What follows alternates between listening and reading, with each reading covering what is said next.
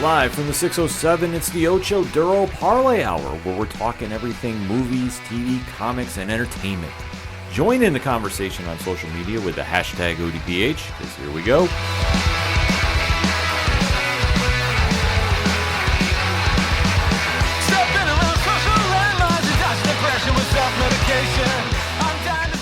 Welcome to an all-new edition of Fanlight Zone Presents. My name is Ken M. You know me as the host of the ODPH podcast. I'm also the editor-chief here at FLZ. To my left, your right at home, he's one of our comic editors, and you also know him as 607 TWS, the wrestling show's host. Please give a warm welcome to Rich. I've said it before, I'll say it again. Sometimes this is work, sometimes it's pure enjoyment. Ladies and gentlemen, today I get to have my fanboy moment, so bear with me because we have an amazing creator joining us. Yes, because if you follow Fanlight Zone, you know this creator's work is heavily covered. It is one of the most anticipated books. Every time it comes out, we see his name on it. It's getting videos. It's getting written reviews. Why? Because he's that damn good. And if you don't believe me, you obviously have not been reading Spencer and Locke, Savage Avengers, Cable Loving Chrome, The Devil That Wears My Face, Captain Planet and the Planeteers, Speed Racer, Space Ghost, and more importantly, coming to Kickstarter, the return of one of the most epic stories to ever hit the pages, the OZ. It is our honor and privilege to welcome back the one and only David Pepose to the show. David, what is going on? Man, what an intro. I feel like you guys are just the best hype men ever. Thank you so much for having me. So excited to talk all things comics with you, in particular, the long-awaited return of the OZ, which is going to be coming back to Kickstarter on June 8th. Oh, cannot wait for that. Obviously, this story has been going on for a few years, but how did this whole story come to be? Because this is a fantastic story. You know, the OZ, for those who aren't familiar with the book, because it has been a long time coming, it's been in the works for years now. I pitched that book as What If the Hurt Locker Took Place in the Wizard of Oz. It's the story of Dorothy Gale's granddaughter and namesake, who's a disillusioned Iraq war veteran who's come back home and grappling with PTSD and finding her direction in the aftermath of what she saw overseas. And she's come back home to Kansas to take care of her ailing grandmother, who's been telling all these sort of tall tales about the land of Oz. One night, things get really bad for our new Dorothy, and she drives out into the cornfield in her Humvee. She's got her service pistol, and that's when the tornado hits, and she gets swept up in it and finds herself stranded in the war-torn land of Oz. And she realizes that Grandma's stories, they were all real, but also Grandma killing two wicked witches in a week and getting the Wizard of Oz to leave and then splitting. That's not the happy ending that we all were led to believe. That's a power vacuum that rivals that of Baghdad. And so now Dorothy kind of has to navigate all these rival factions that are led by her grandmother's former friends. So you have the Tin Soldier, who's sort of this like hulking juggernaut made out of like scrap metal, who's sort of the lead fighter for the resistance, led by the Wizard of Oz, this mysterious figure. You've got the Prince of Lions, the son of the Cowardly Lion, who his father was killed during some of the worst of the war, and he's trying to figure out. First off, he wears a mask. He's been assuming his father's identity, basically to try to keep the animal kingdom from splintering apart. While he's sitting there saying, like, "How did my father do this? How did my father become this like fearless leader?" And they're all trying to resist kind of this iron fist of the Scarecrow. He was the one who wanted a brain, and so he's used sort of that tactical genius to really kind of rule over the land of Oz with an iron fist. His means of sort of bringing this war-torn country together is to turn it into an endless war machine. And so he's been looking for the silver slippers in the hopes of invading our world next. And so Dorothy, as sort of her in this lineage that she finds herself in, becomes a war hero, and she sees this as maybe a second chance to get things right, to maybe someday liberate what is called the occupied zone, or as the locals call it, the OZ. This book has been in the works for a very long time. We did our first Kickstarter campaign, I believe, in 2020. We were doing this like kind of right around when my Aftershock book, Scout's Honor, came out. And then we did our second Kickstarter the following year. And right around then we won the Ringo Award for Best Single Issue for our first issue. It's funny though, because I feel like I've had kind of like a whole career since that last issue came out. And the reason for the delay, I want to make it very clear. Like, it wasn't like, oh, we need to like scramble to like. I actually wrote the OZ. It was one of my earliest ideas. Kind of on the heels of the second volume of Spencer and Locke.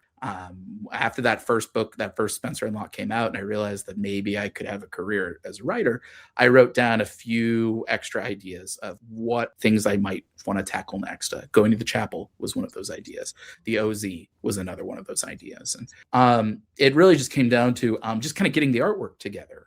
We have an amazing artist on this book. Ruben Rojas is so talented. But I think something that is maybe easy to forget, especially in sort of corporate monthly comics, is that, these are handmade comics, made by real people with real lives, and life exactly kind of got in the way. Ruben got married, he had a kid, he was living in Spain during like the height of COVID. It took some time to kind of get those pages together, but Ruben is such a talented artist that he didn't want to cut any corners on this. This would have been very easy for him to just kind of leave us in a lurch. And so my thinking was, both for the sake of Ruben's sake, but also for the sake of the OZ and not compromising our sense of quality in that book, I wanted to make sure that he had the time that he needed to kind of put this book together, especially as I was sort of, snowballing with more and more projects from, Savage Avengers and Moon Knight City of the Dead to, Space Ghost and Captain Planet and Speed Racer. There was also a sense of the timing of it all, of how do I position the OZ at a window of time that we're not cannibalizing it with other work of mine that might be kind of, vying for its attention. But also just, are there things in the real world that might sort of put a damper on a Kickstarter? There was a bit of conversation last year about whether or not we would do it, towards, the holidays. And then there was the big strike over at Kickstarter, and we felt like that wasn't the right time to do it. So, there were a lot of sort of behind the scenes considerations of why now. The other big consideration was that I knew that we'd made readers wait, for this last issue. We wanted to make sure we did it right. And so the promise that I wanted to make to our Yellow Brick Road warriors who had backed us for the previous two campaigns is that you've waited this long. I'm not going to make you wait a second longer than you have to. We're launching this campaign with the book fully done. It is fully written, fully drawn, fully colored, fully lettered. Literally, all we have to do is just get the final print numbers from the campaign, so we can just tell the printer what exactly to print. We're also actually teaming up with Laguna Studios for our fulfillment in this campaign. So that way, I'm not the bottleneck. I previously hand packed and shipped all of our Kickstarter packages, over 1,200 of them, by myself in my apartment. My workload's a little bit more involved now. I have a baby on the way. I do not want to be the guy dragging heels on any of this stuff. And so the team at Laguna is going to be handling all the fulfillment to really kind of expedite getting rewards into people's hands. This third issue is kind of like the big climax of what we've been building towards in the OZ. We've sort of we've introduced all of our players, all the sort of people that Dorothy's going to be teaming up with. Her quest to find the Silver Slippers has gone horribly sideways. As we left her in the end of our last issue, she has been captured by the Scarecrow's forces in the Gnome King's fortress. And to complicate matters, they had already found one of the Silver Slippers. They were looking for the second one. And one of those Silver Slippers has just latched itself to Dorothy's foot. And so she and the Scarecrow are at a little bit of a stalemate right now. He wants the Silver Slipper. He cannot kill her. If he does, the magic will just go away. So he needs to try to figure out, how can I force Dorothy to give this thing up? And Dorothy, meanwhile, is trying to figure out, how can I possibly get me and my friends out of captivity to save two worlds? So this really is kind of our big blockbuster epic finale. Ruben has done such an amazing job, particularly kind of with this big final battle that we've got planned. And the team that we're working with is just so amazing. Whitney Kogar is just one of the best, most talented colorists in the entire industry, and she and Ruben are just like an amazing dream team together. They look so good, and DC Hopkins, our amazing letterer, has really done has worked wonders in terms of making sure I tend to pack my books quite a bit. I make sure you get your money's worth. This is a book that, characters they do some talking in addition to all the action, and he's really made it look so seamless, and that sort of makes the book even kind of feel a little more hefty. And we've got some amazing cover artists, that we've got in store. I'm going to keep a couple of them close to the vest, but like, for example, Mon House, he did variant covers for our previous 2 issues. He will be back for a 3rd. His cover looks really neat. We've got some other exciting covers as well. And we've got, a bunch of really fun reward tiers planned for everybody. I was saying this before we started recording, but we've structured this campaign to really be as streamlined as possible, to make sure that that we can really hit the ground running as soon as the campaign ends, as soon as the funds have been dispersed, that we don't have to necessarily chase anybody down in terms of figuring out, asking questions about what do you need. All we need to do is just sort of get your address from Kickstarter. So, but we've got some really fun reward tiers. We've got print and digital catch-up tiers. So if you missed our previous 2 campaigns, if you didn't know I existed a few years ago, you can catch up on the whole series. And we've got some good competitive prices on that. So you will be getting everything sort of at a discount. We've got actually different tiers involving my other trade paperback collections. So you can get, there's a tier with 5 of my Marvel books. And so you can get both volumes of Savage Avengers. You can get Cable, Love and Chrome, Moon Knight, City of the Dead, Punisher. We've got another tier for 5 of my creator-owned works. So you get both volumes of Spencer and Locke, and Going to the Chapel, and Devil Wears My Face, and Scout's Honor. And then we've got another tier that's got 5 of my licensed trades. So you'll get the first 2 volumes of Space Ghost, and you'll get the first 2 volumes of Speed Racer, and you'll get Captain Planet. And then we've got also, just if you want all of the variant covers for issue 3, we've got a tier for that comes at a discount. If you're a collector and you want all 14 covers for issues 1 through 3, we've got a tier for that. If you're somebody who wants to keep my puppy fed and kibble and my daughter wrapped in diapers, we've even got a whole tier where you can buy literally everything that's on offer. And then for retailers, we do have retailer discounts. And for one lucky retailer, I will do a store signing anywhere in the continental US. So we've got tiers for every level of involvement. We've got some really exciting stretch goals also planned. We've got exclusive stickers and pins. There's something for everybody in this campaign. But we know we've made our readers wait for this. We wanted to make sure we didn't cut any corners, that we didn't compromise the book's integrity.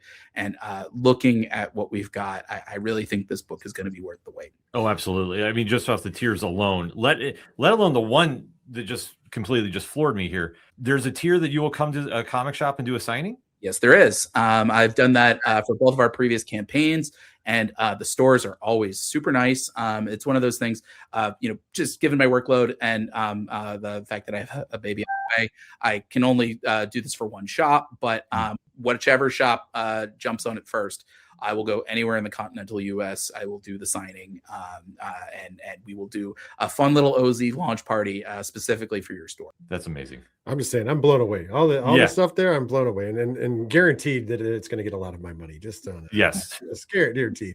I love how Ken just stared at me when you were like, you can get all 14 variant copies, and he just looks over at me. You're the collector. I'm like, I do collect a lot of things, so who knows? I mean, listen, I know things. Okay. Listen, there might be some explaining I have to do because I just might have backed an expensive Kickstarter for Exquisite Corpses, but I'm just saying. But trust me, I will details.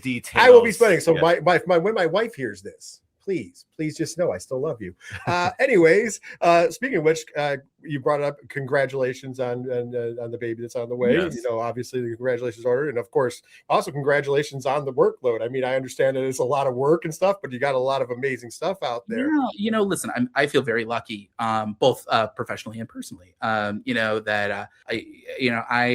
every time you write a book, it's really a leap of faith. And I feel like the OZ especially is kind of one of those books.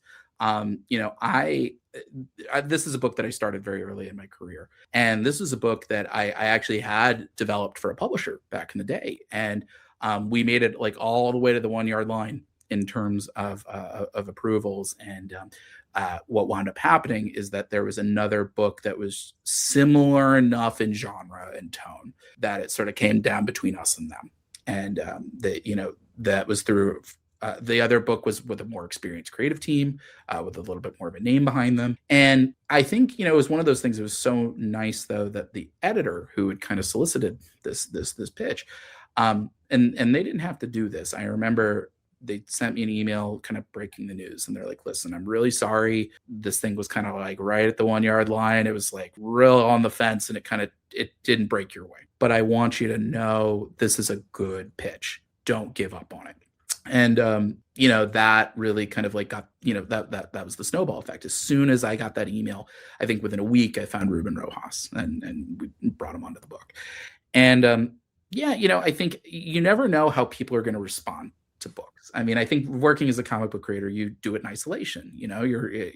I'm lucky enough that, I have friends of mine who are also comics fans. And so, I can always kind of gut check with them. And I always gut check with my wife because she's a voracious fiction reader and, but not a comics fan. And so I feel like if I pitch something that she feels something and she feels like it's accessible, then that's good enough for me. That means that I can hand this book to either a diehard comics fan or somebody who, might be just curious about the medium for the first time and be able to say, hey, let me introduce you to your new favorite comic. And, I feel like the last few years have been like a nice, you always learn. And I still feel like I have plenty more left to learn as a comics creator. And as somebody who loves learning and loves kind of, trying different things, as you can see from kind of the grab bag of different genres that I've played with. I like that. That's stimulating for me. And so, things like Space Ghost, I took a very different approach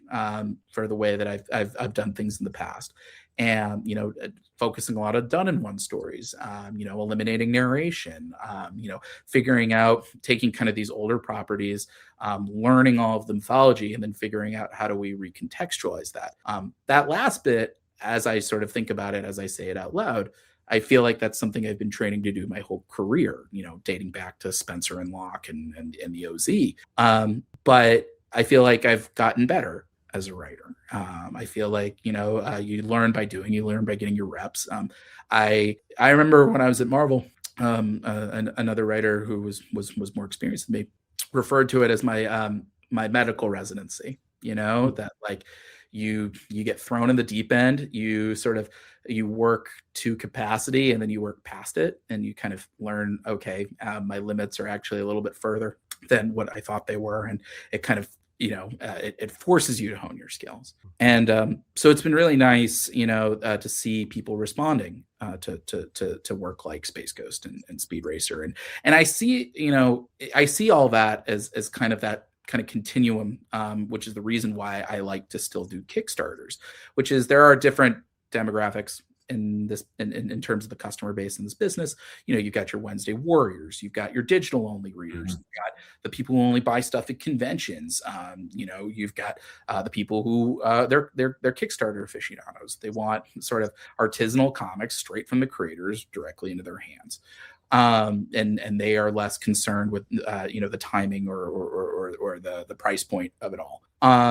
And so for me, what's great about bringing a series like the OZ back is all these people who have gotten to know who I am through my later work, whether it's Scouts Honor, whether it's Savage Avengers, or whether it's Space Ghost or Captain Planet or Speed Racer. I always feel like there's, whenever you get to discover me, there's still a whole back catalog that you can explore. Mm-hmm. And I think the OZ is some of my best work. I think that really was sort of me being a little bit more of an experienced creator, but also like still kind of hungry and scrappy and really kind of swinging wild. And so, yeah, it's kind of nice to look back on that book. And what was fun is that, working on this third one, as the art came in, I was able to kind of take another pass at it in terms of the script, with a little bit more of an experienced eye. being able to kind of like trim things down a little bit or rephrase things that I didn't, I didn't think in retrospect necessarily landed. And so, yeah, it really is kind of a nice way of looking back at sort of my career in kind of a larger sense.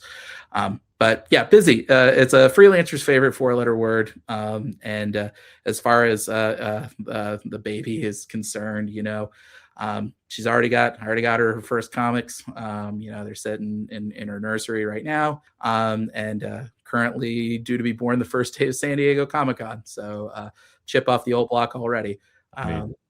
So you won't be seeing me at the show this year. I'll be there in spirit, but I will be hosting my own personal Comic-Con in my local hospital delivery room that weekend. That's awesome. Yes, that's amazing. Yeah.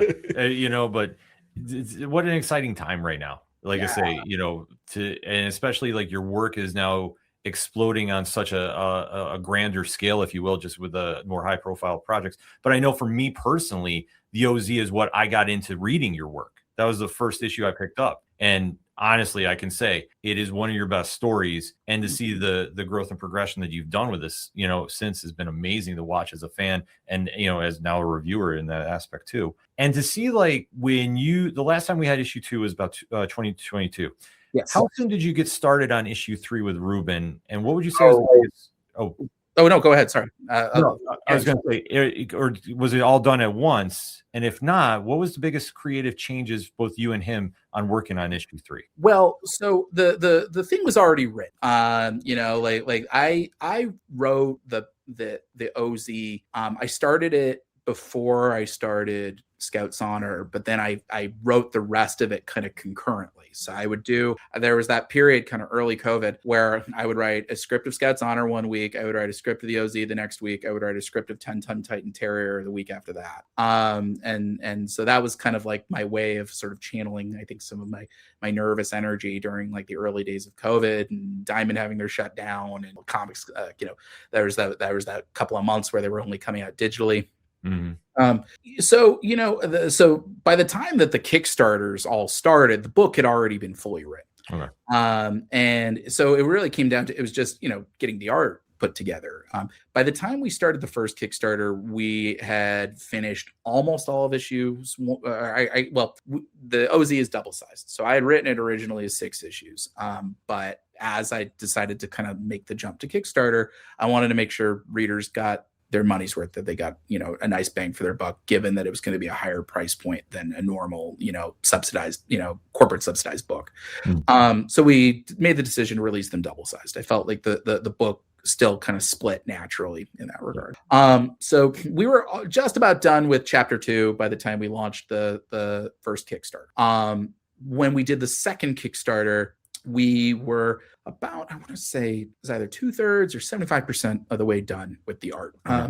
And even that, it was one of those things that we kind of underestimated the production time behind all that, but we also did not account for, our printer literally got hit by a hurricane. And we managed to get all of our books, but it did take some extra time to do all that. And so that experience, I was just, when we were doing the second Kickstarter, I had just started work on Savage Avengers. I'm not sure I think we announced that I was working on Savage Avengers somewhere in the middle of that campaign.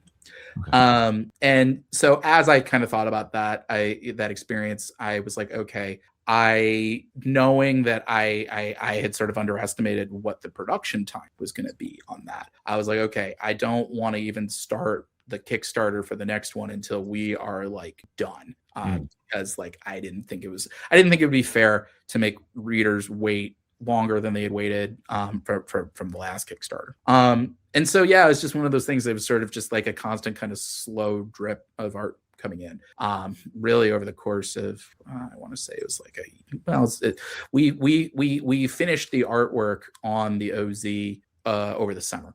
That's when Ruben turned in his final pages for it. And so then it took a little bit of time. We got Whitney.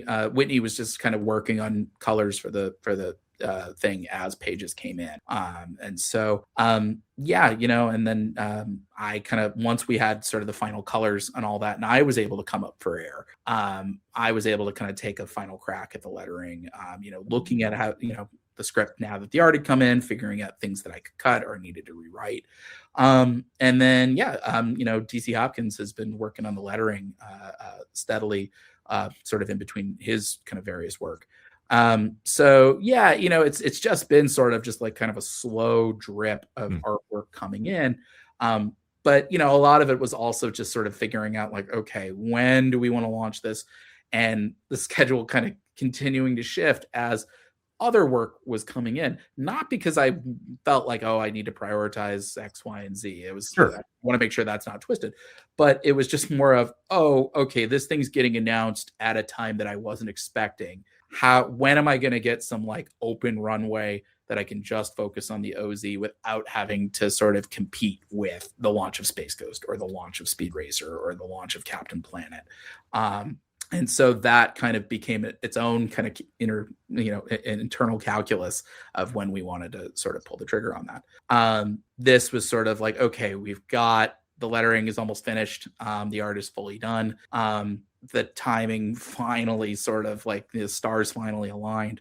But yeah, it was a long time coming. And I think it, it speaks to one of the bigger challenges of doing, creator-owned work, but also self-published work in this industry is that like comics are still a very labor-intensive process. Because it's easy for me to, churn out a script in a week. Whereas like I'm still asking somebody to like put in manual labor to be able to draw these things, and especially somebody who has a baby at home, somebody who Spain was had a lot of, there was a lot of turmoil going on in Spain during COVID, and so those are things that you kind of have to be like, all right, like you have to remind yourself that like, even though you feel a lot of pressure to deliver the work, and I continue to feel, we talked about this before we started recording, but I consider the OZ issue 3 and Spencer and Locke 3 the two biggest kind of unfinished businesses of my career. So this is something that poor Ruben was getting emails from me like every other week, just to be like, how are we doing? Where are we at? Checking in. I'm sure he was sick of me up until we finished it. But then, seeing the colors and seeing the lettering, I think he was very pleased to see that his efforts had sort of borne fruit. So yeah, it was just one of those things that like you have to remember there's a human being on the other end of the pen, and just kind of know like, all right, like and when you see the pages, you'll see like Ruben certainly left it all out on the field with that. And I think that's kind of the benefit of doing a Kickstarter. Granted, if I could do it all over again, I maybe wouldn't have had quite as big of a gap between the second and third one, but it is the pacing is much more generous than sort of the monthly corporate comic scene, where books like Space Ghost in particular, Jonathan Loud draws like a demon. That guy is so fast. But I know that like, okay, like every 3 weeks I gotta get another script out, because I know like Jonathan's that fast.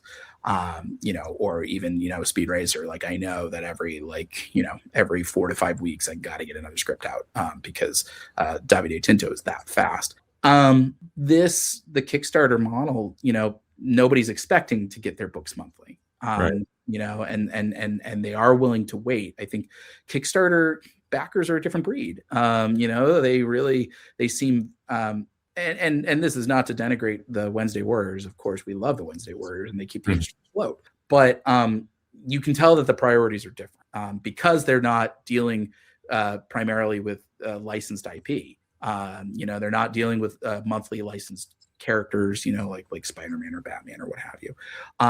And so the people who are doing Kickstarter, they are purposefully looking for stuff off the beaten path.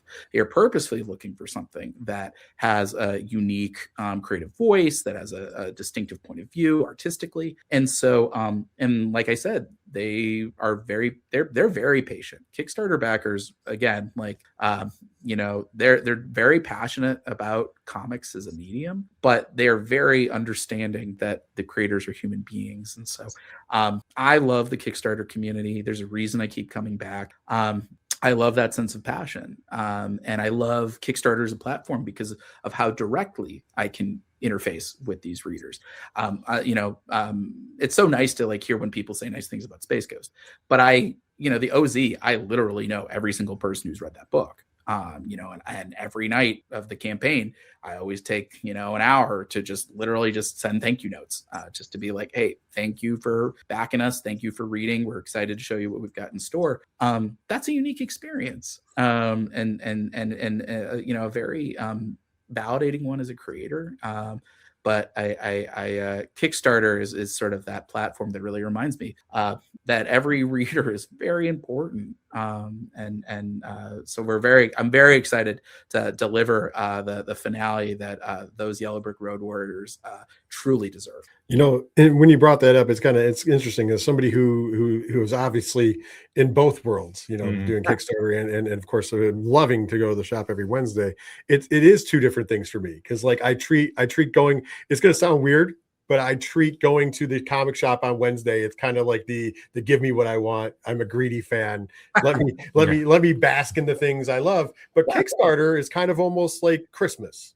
Like when you finally get that finished product and it finally comes to you and I didn't care about waiting. As a matter of fact, I love it when I have the surprise. I almost hate it when like they're like, okay, we're shipping it out. Cause you're like, oh, I just wanted to come. So like when it just shows up at your door, you're like, oh, it's like the joy of Christmas and you open it up and you get right to it. And it doesn't matter if you've already read the digital copy or not, you're instantly like going in and it's kind of one of those, it's kind of a neat perspective from both ends, honestly. Yeah. No, I mean it's really just like I said, the Kickstarter backers are a different breed, and I think it also comes down to there's a lot of misconceptions about Kickstarter as a platform, especially when you have been working in the direct market. There's sort of that thought of am I competing for attention? Am I competing for dollars? Am I competing for shelf space? And none of that is a concern on Kickstarter. Kickstarter, I think, is very collaborative inherently as a platform,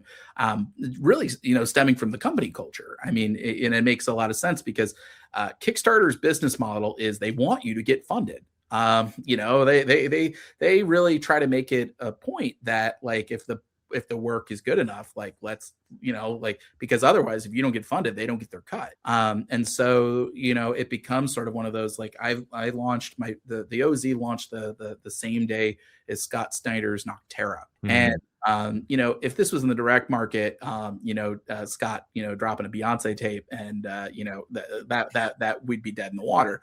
But doing it on Kickstarter, that meant all these fans of Scott's suddenly were flocking to Kickstarter. And every time that they would back Nocterra, they would then get, every time Scott would send out a message, Kickstarter would then add like, oh, and if you like this project, check out this project. And so we had so many people, being told like, oh, hey, if you like Nocterra, you should check out the OZ.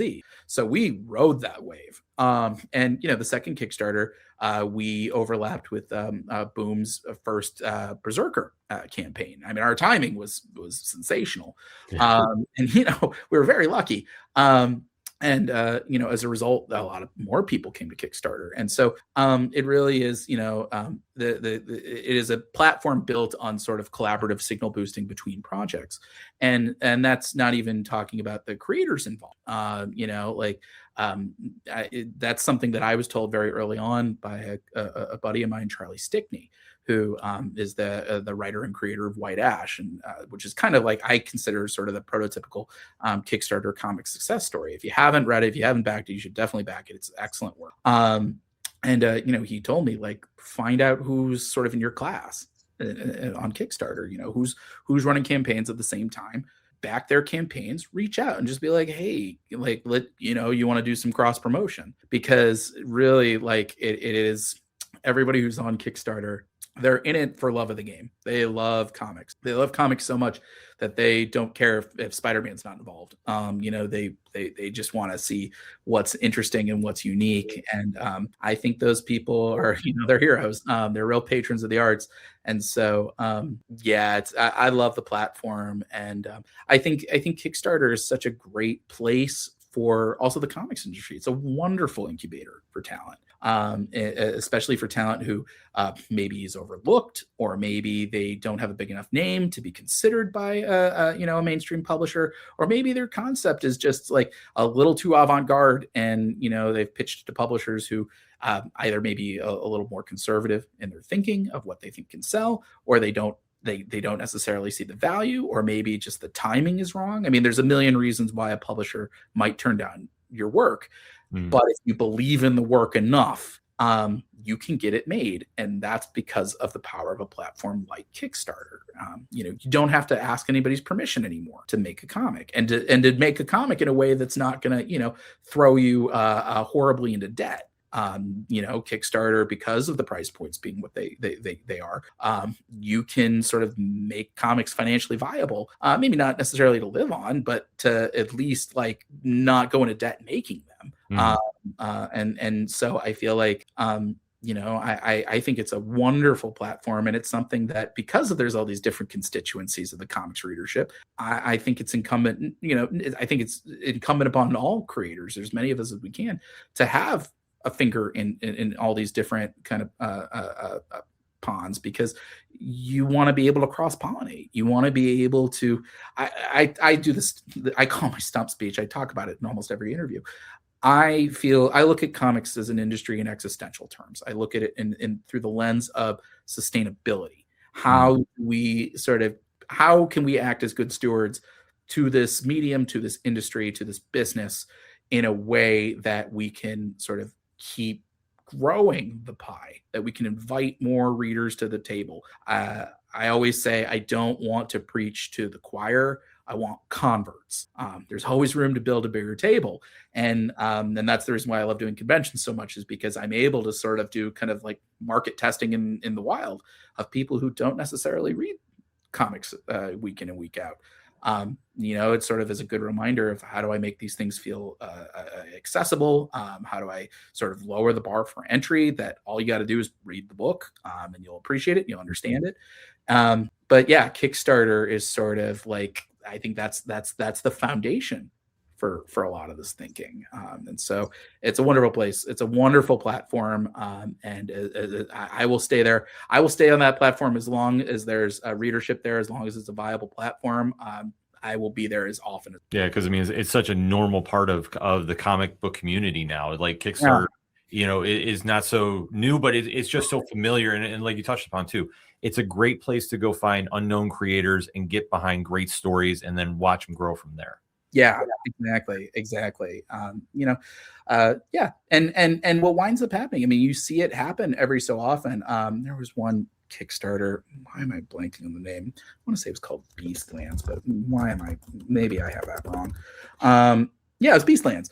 Like they were a Kickstarter sensation, and then, Dark Horse discovered them, and so like, and so that winds up being a real happy ending for them, where like they were able to sort of create this book thanks to the vision and the support of ordinary Kickstarter backers. And then because they proved that they had an audience, now they've got a book that's like in bookstores, and it's immortalized in sort of the broader culture that way. So there's always a lot of cross-pollination between, the different sections of the industry.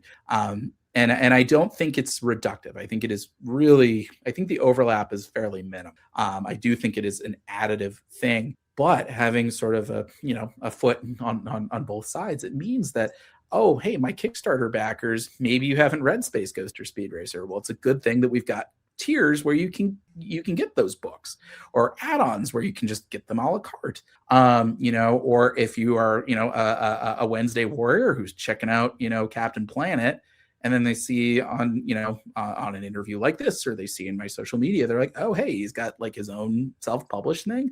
Well, let me check that thing out. And oh, hey, like they're going to read the story. And especially if they miss the whole thing and they buy all 3 issues at once, whether digitally or in print, this thing's going to hit like a truck. I feel very confident in this story and the execution that we've done for it. I'm very proud of it. And great. I think this is some of my best work. And so when they read this, they're going to be like, oh, he's capable of something really cool. I think maybe that'll make me more invested to continue with his other work. So it really is a win-win. I don't think there's anything reductive about any of it. I think it just goes to show that comics as an industry is there's a lot of different, it's very flexible, I should say. Yes. And so, I'm very excited for all of them. That was part 1 of our interview with David Pepose. Make sure you subscribe to the ODPH podcast and Fanlight Zone on YouTube so you don't miss part 2. And remember to click on the link for the OZ in the liner notes of this episode below. So that being said, we'll see you next time.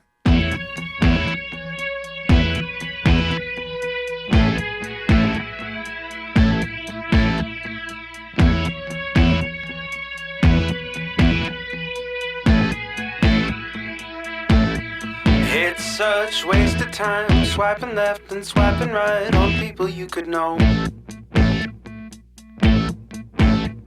'Cause anyone who's worth a damn be worth way more than a picture could ever show. You could find the right light, find the right angle, and never find your soul. And it can feel like a losing battle, and this plot is full of holes. This modern way of finding love just makes me feel so alone. And I can't be the only one sick of staring at my phone.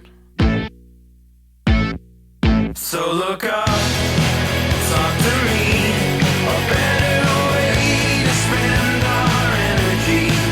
Just look up, talk to me. We don't have to float alone on the open sea. Don't know that I believe in the old time fable. Everyone has just one true love. All I know is you're across this table, and you're all I'm thinking of. So look up, talk to me, a better way to spend our energy.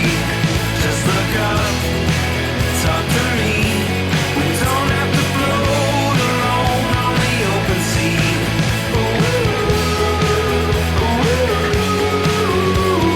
Talk to me.